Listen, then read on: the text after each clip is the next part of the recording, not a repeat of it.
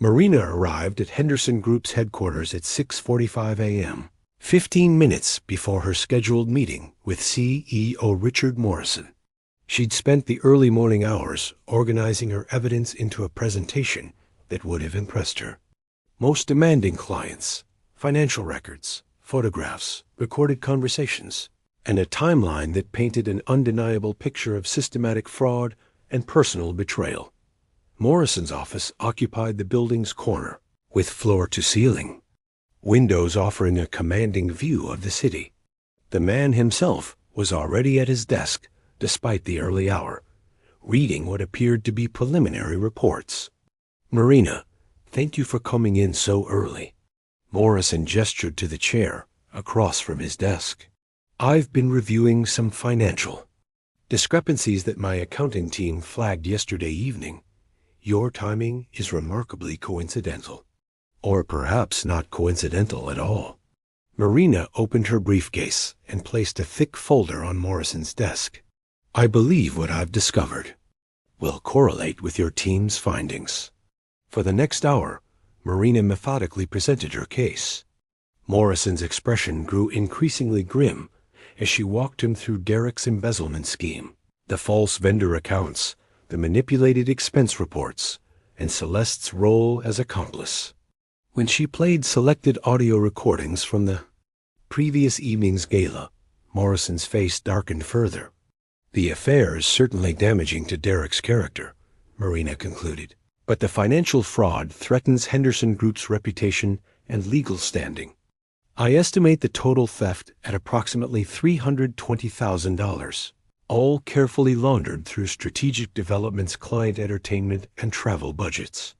Morrison leaned back in his chair, his fingers steepled as he processed the information. "This level of systematic fraud would require intimate knowledge of our accounting procedures. Someone would have had to train Celeste Morrison in our internal systems. Someone with 7 years of corporate experience and access to senior-level financial codes," Marina agreed. "Someone who understood exactly how to manipulate the system without triggering automatic audit flags. Derek." Morrison's voice was flat with resignation and anger. "God damn it, Marina, I'm sorry. This reflects terribly on our entire organization. Actually, Richard, it reflects your commitment to ethical business practices.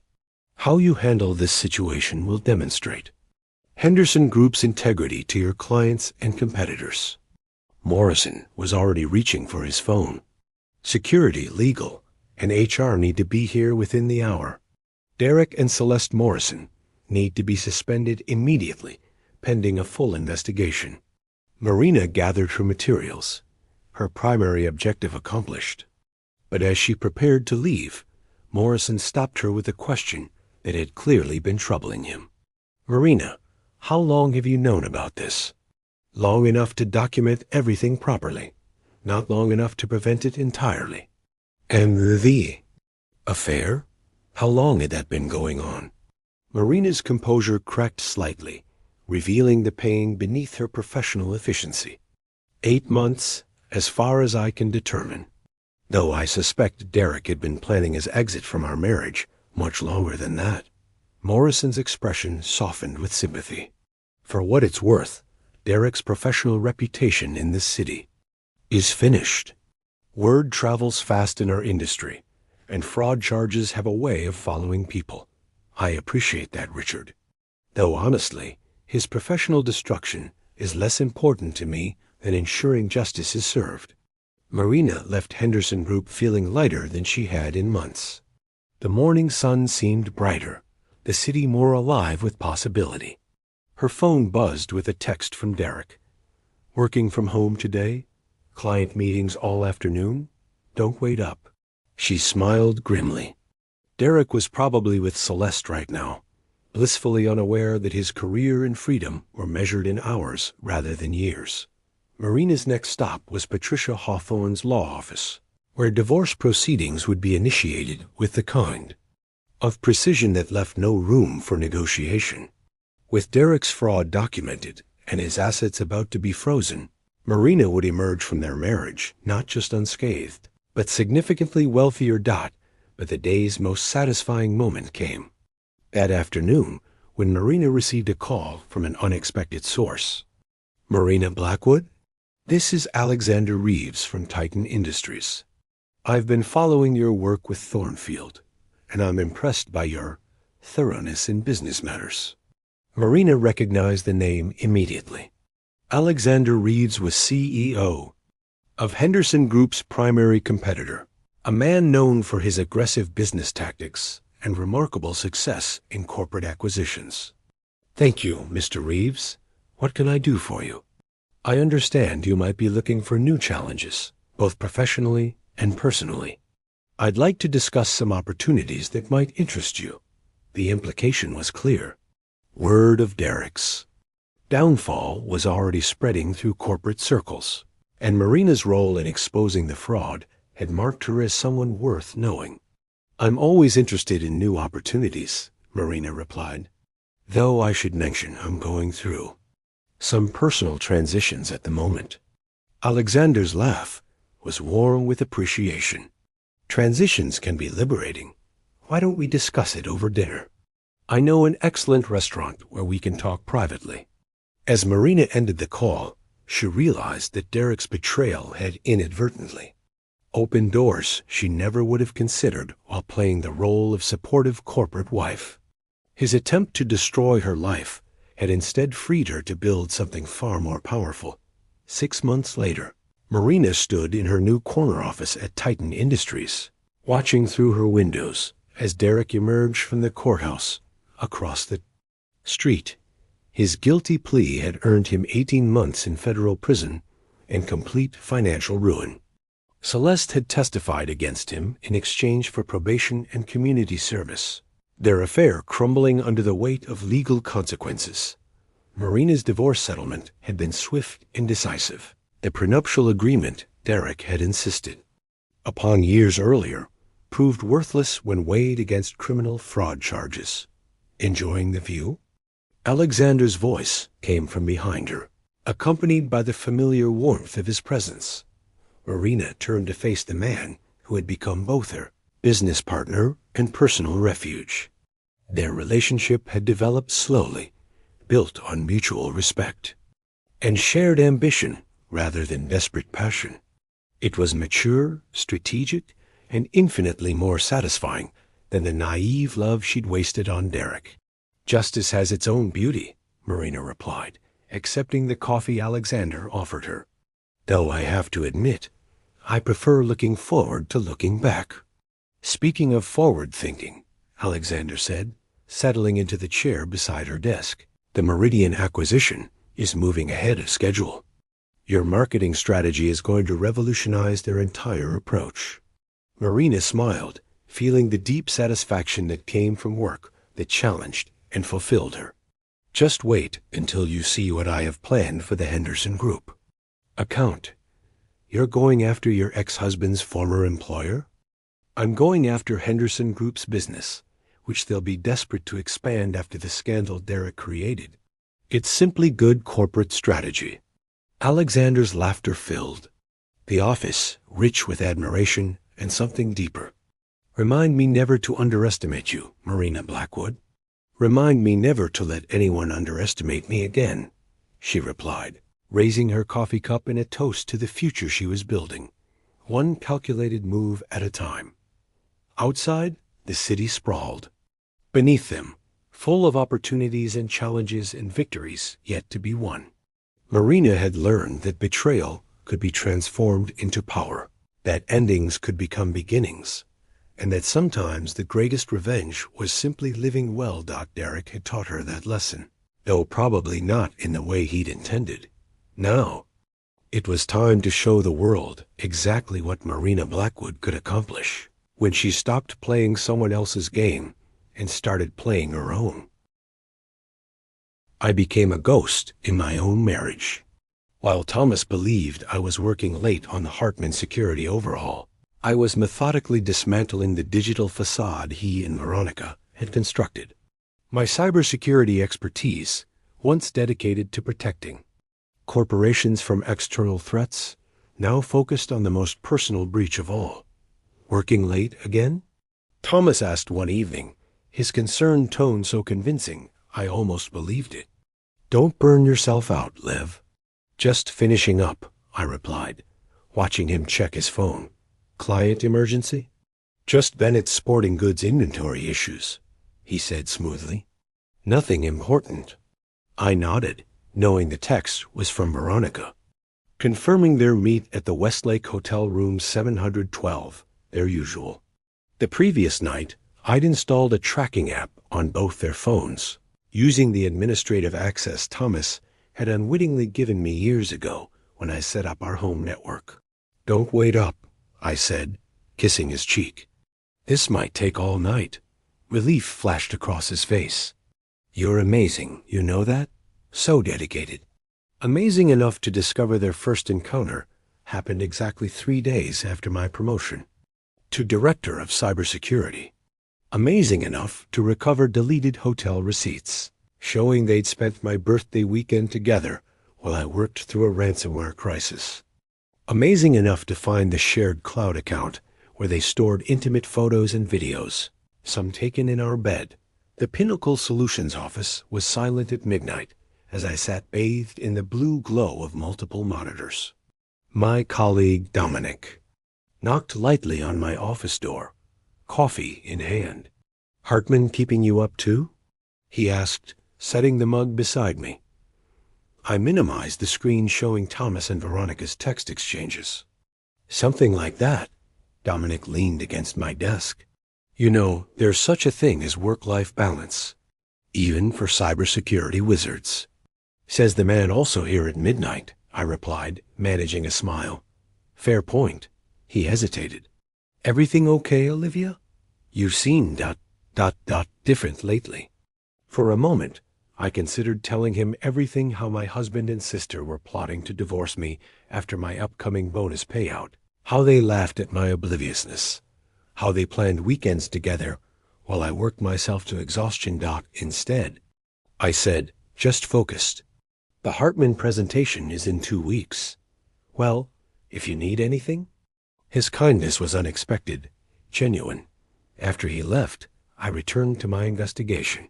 Financial records revealed Thomas had opened a secret account 3 months ago. Credit card statements showed jewelry purchases, weekend getaways, and a reservation at Bella Terra the Exclusive, mountaintop restaurant where he proposed to me, scheduled for the night after my bonus was due. The most damning evidence came from their careless conversations. Screenshots of my work calendar with mocking comments about my dedication, plans for their future using my money. Veronica's detailed notes on divorce attorneys specializing in high asset splits. Poor workaholic Olivia, Thomas had written. So, busy securing everyone's data, she can't secure her own marriage. Veronica's response. She always said you deserved a creative spirit. Guess she was right. Each discovery should have shattered me, but instead, it crystallized my resolve. I created an encrypted folder containing every piece of evidence, organizing it chronologically. The betrayal had a timeline, a methodology, and now it would have consequences. At home, I maintained the perfect illusion. I smiled through dinner. With Thomas, accepted his distracted kisses, and pretended not to notice when he took calls in the bathroom. When Veronica invited us both to her gallery showing, I enthusiastically accepted. You're coming, right? She asked Thomas directly, as if I weren't sitting right there. Wouldn't miss it, he replied, eyes holding hers a beat too long. It's the night before my Hartman presentation, I said carefully, but I'll make it work. Later, I found their messages planning to meet after the gallery while I prepared for my presentation. The perfect opportunity, they thought. The perfect opportunity indeed, but not for them. 2 weeks before the Hartman presentation, I received the email I'd been waiting for confirmation of my performance bonus. 6 figures that Thomas and Veronica thought would fund their new beginning. Instead, it would finance their downfall. That night, as Thomas slept beside me, I finalized my plan. The annual Industry Excellence Awards would be held the night after my bonus payout. The same night, Thomas was to receive recognition for innovation in sporting equipment design, an award I knew he didn't deserve, based on the confidential emails I'd found showing he'd stolen the design from a junior employee. Everyone would be there. Industry leaders, Thomas's colleagues, Veronica, posing as my supportive sister, while planning to celebrate with my husband afterward. It would be the perfect setting for my own presentation. The gallery was packed with Rochester's art elite, all admiring Veronica's photography exhibit, ironically titled Hidden Connections. I watched her work the room in a sleek black dress, accepting compliments with practiced modesty. Thomas stood across the gallery, ostensibly examining a dramatic landscape while actually watching my sister's every movement. "Your sister's quite talented," remarked Dominic, who'd surprisingly accepted my last-minute invitation. "The composition in these portraits is remarkable. She's always had an eye for capturing things," I replied, sipping my wine. "Are you enjoying yourself?"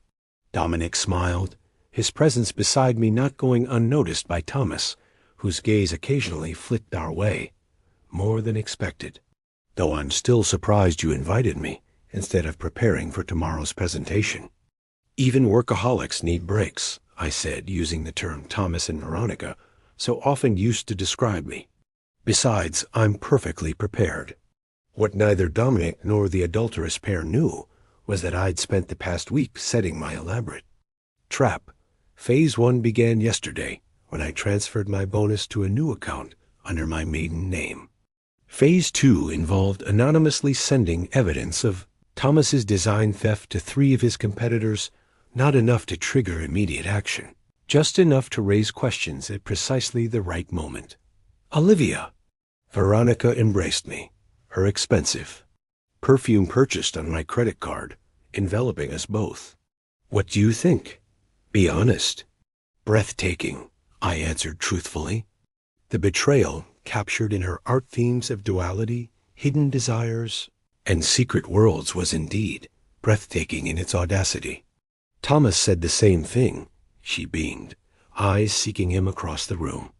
"I'm so glad you both could come, especially with your big presentation tomorrow." "I wouldn't miss it," I echoed Thomas's earlier words, watching understanding flash between them. They thought I was clueless, focused only on work while they conducted their affair literally before my eyes. Thomas approached, champagne flutes in hand. "For the talented artist," he said, handing one to Veronica. "And for my supportive wife," he added, passing the second to me while taking a sip from his own. "Actually," I said, glancing at my watch, "I should head home." Final preparations for tomorrow. Relief crossed both their faces, so quickly masked that anyone else would have missed it. "I'll drive you," Dominic offered. "No need to cut your evening short," Thomas interjected quickly. "I can take her." "Nonsense," I replied. "Stay and celebrate with Veronica. This is her night." I emphasized the last phrase, watching them exchange another look. Dominic and I have work matters to discuss anyway. In Dominic's car, I finally allowed myself a moment of genuine emotion. "Thank you for coming tonight," I said quietly. "It meant more than you know." He glanced at me curiously. "Is everything all right, Olivia? You seem strategic." I offered. "I was going to say calculating," he replied. "Like when you're solving a particularly complex security breach." I smiled, the first real smile in weeks. "Let's just say I'm handling a significant vulnerability." At home, I made final preparations for the Hartman presentation, then opened the encrypted folder containing evidence of Thomas and Veronica's betrayal. I carefully selected what would be needed for tomorrow night's Industry Excellence Awards, where Thomas would receive his stolen recognition. The invitation sat on my desk. Bennett's Sporting Goods cordially invites Olivia Bennett and guests to celebrate Thomas Bennett's achievement, and guest. I picked up my phone and texted Dominic. Would you be interested in attending an award ceremony tomorrow night, after our presentation? His response came quickly. Is this a date? I considered the question. More like a reckoning, I replied honestly. Intriguing, he answered. I'm in. Later, Thomas called to say he was working late on his acceptance speech. I wished him luck, knowing exactly where he was and what he was doing. While he spent the night with my sister, I prepared USB drives containing selected evidence, scheduled emails, and finalized financial transfers that would trigger precisely when needed. Morning came, and with it, my Hartman presentation. I delivered it flawlessly, securing a multi-million-dollar contract that would normally have been cause for celebration. Thomas sent a congratulatory text, promising to see me at the award ceremony. Veronica sent flowers to my office with a card reading, "So proud of you." As I changed into my gown for the evening ruby red, not my usual subdued blue, Dominic texted, "Ready for this reckoning of yours?" "Almost," I replied, applying lipstick in the same shade as my dress. Just putting on the finishing touches. The grand ballroom of the Rialto Hotel glittered with crystal chandeliers and the polished smiles of Rochester's business elite. Thomas stood near the stage in his tailored tuxedo, accepting pre-award congratulations while scanning the crowd. For me, Veronica had positioned herself strategically at the bar, stunning in an emerald gown that complemented her auburn hair so similar to mine. Yet somehow she'd always been considered the beautiful one. "Your husband looks nervous," Dominic observed, his hand resting lightly at the small of my back as we entered. "He should be," I replied, accepting a champagne flute from a passing server. "Though not for the reasons he thinks." Thomas spotted U.S., his expression shifting from relief to confusion at the sight of Dominic beside me. He excused himself from his conversation and made his way over, performance ready. "There's my brilliant wife," he announced, kissing my cheek. "Congratulations on the Hartman contract. Everyone's talking about it." He extended his hand to Dominic. "Thomas Bennett. I don't believe we've officially met." "Dominic Rivera," my colleague replied, his grip visibly firmer than necessary. "Olivia's head of network security. Congratulations on your award." "Thank you. It's been a labor of love," Thomas said, the lie flowing effortlessly from his lips. "Olivia, I didn't realize you were bringing a colleague." "The invitation said, and guest," I replied smoothly. Besides, Dominic was instrumental in the Hartman success. He deserves to celebrate too.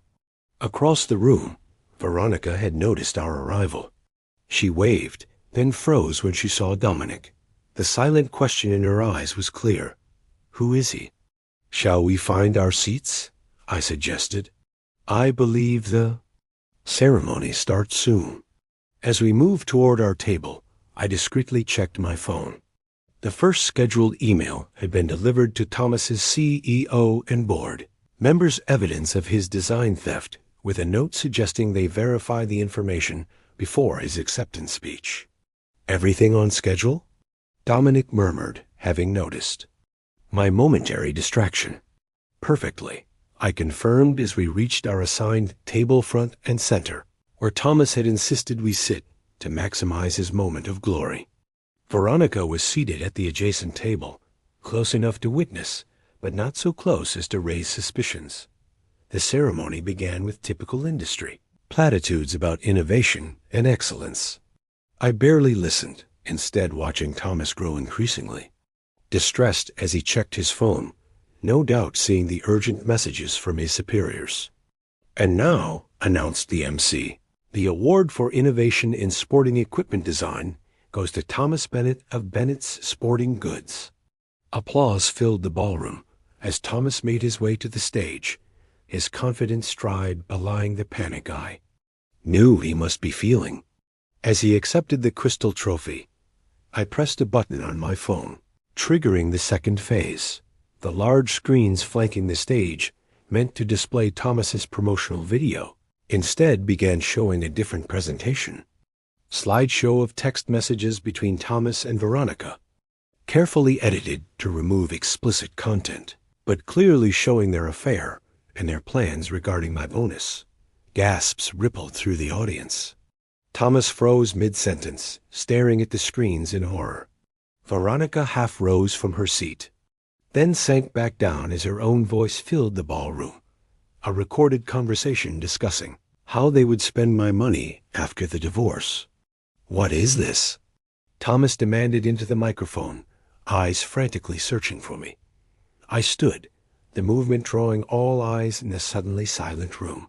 "This," I said clearly, "is what excellence in deception looks like. Perhaps that should be your award, Thomas." Security personnel rushed to stop the presentation, but the damage was done. The final images showed financial records of Thomas using company funds for his liaisons with Veronica, followed by documented proof of his design. Theft. As Thomas was escorted from the stage by his ashen-faced CEO, I calmly walked to the podium. "I apologize for the disruption," I told the stunned audience.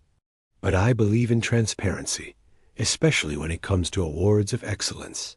The aftermath was immediate and chaotic. Veronica fled through a side door. Industry colleagues approached me with expressions ranging from sympathy to barely concealed fascination. Thomas was nowhere to be seen, presumably in an emergency meeting with his board. "That," Dominic said when I returned to our table, "was the most calculated act of justice I've ever witnessed." I picked up my champagne, suddenly aware of the weight that had lifted from my shoulders. In cybersecurity, we don't just identify threats, we neutralize them. "Remind me never to cross you," he replied, raising his glass to mine. As we clinked glasses, my phone buzzed with notifications. Thomas's employment terminated effective immediately. Veronica's gallery calling to cancel her upcoming exhibition. And most satisfyingly, confirmation that my final email containing evidence of their affair and financial manipulation had been delivered to our extended family and friends. "What now?" Dominic asked as we left the ballroom. The evening effectively over for everyone involved. I took a deep breath of the cool night air, feeling truly free for the first time in months. "Now," I said, "I start over. On my terms." 1 year later, I stood at the podium accepting the Cybersecurity Innovation Award, the irony not lost on me that I was receiving genuine recognition in the same ballroom where Thomas had received his fraudulent honor. This award belongs to everyone. At Phoenix Shield, I concluded my speech, smiling at my team seated at the front table. "Thank you for believing in my vision." The applause was deafening as I returned to my seat beside Dominic, who squeezed my hand beneath the table. Our relationship had evolved gradually from colleagues to confidants to partners, both professionally and personally. After the infamous Excellence Awards incident, as it came to be known in industry circles, we had launched our own cybersecurity firm, taking the Hartman contract and several others with us. "Proud of you," he murmured as the next presenter took the stage, "though still not as impressive as your previous performance in this room." I laughed softly, a sound that had once been rare but now came easily. Let's hope this venue doesn't become known solely for my dramatic moments. After the ceremony, we mingled with industry peers, many of whom still regarded me with a mixture of admiration and wariness. The story of how I had exposed Thomas and Veronica had grown to nearly mythical proportions in cybersecurity, circles a cautionary tale about underestimating technical experts. "Olivia Bennett?" a woman approached, hand extended. "Rebecca Hartman, my father speaks very highly of you." "Ms. Hartman," I acknowledged, shaking her hand. "Your father's company was our first major client. We owe much of our success to his trust." "He says the same about you," she replied. "Actually, I was hoping to discuss a potential expansion of our security protocols." As we conversed about encryption methods and vulnerability assessments, I caught sight of a familiar figure across the room. Veronica stood near the bar, significantly. Less glamorous than the last time I'd seen her, her once confident posture now hesitant. Our eyes met briefly before she looked away. After the incident, Veronica had attempted to contact me numerous times, calls, texts, even a handwritten letter expressing remorse that seemed more concerned with her ruined reputation than my shattered trust. I had responded with silence, the most definitive answer I could provide. Thomas had fared even worse. His design theft had resulted in legal action from the employee whose work he'd stolen. Last I heard, he was working as a sales associate at a sporting goods chain in another state, his dreams of entrepreneurial success thoroughly dismantled. "Everything okay?" Dominic asked when I rejoined him after my conversation with Rebecca. "Hartman, Veronica's here," I said simply, his expression darkened. "Want to leave?" I considered the question, watching my sister now engaged in conversation with someone I didn't recognize. No, I decided. This is my night. I won't let her presence diminish it. Later, as we were preparing to depart, Veronica approached her. Steps uncertain. "Olivia," she began, voice barely above a whisper. "I know you don't want to talk to me, but you're right," I interrupted calmly. "I don't. Please," she persisted. "It's been a year. I've lost everything, my reputation, my career, our family, ... Choices have consequences," I replied, feeling Dominic's supportive presence beside me. "You made yours. Can you ever forgive me?" Tears welled in her eyes so similar to my own that looking at her was like gazing into a distorted mirror of what I might have become had I chosen betrayal over integrity. I considered the question seriously, not out of obligation to her, but as part of my own healing journey. "Forgiveness isn't the same as reconciliation," I finally said. "I've forgiven you both for my own peace. But that doesn't mean I want you in my life." She nodded, understanding the finality in my tone. "You look happy," she offered, a statement, rather than a question. "I am," I confirmed, glancing at Dominic, genuinely. As Veronica walked away, I felt the last threads of our shared past finally sever. The pain had dulled to a distant memory, overshadowed by the life I'd built from the ashes of their betrayal. Outside, the spring air carried the scent of renewal. Dominic helped me into our car, then paused before closing my door. "Move in with Emmy," he said suddenly. "I know we've discussed it, but I'm tired of waiting. Let's make it official." I laughed, surprised by his timing. "You're asking me this in a parking lot?" "I'm asking you where we are," he replied seriously. "Because where we are is always where I want to be, as long as I'm with you."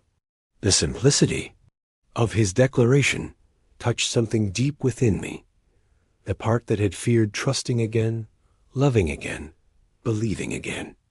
"Yes," I said, reaching for his hand. "But only if you understand that I come with industrial-grade emotional security protocols now." He grinned, leaning in to kiss me. "I wouldn't have it any other way."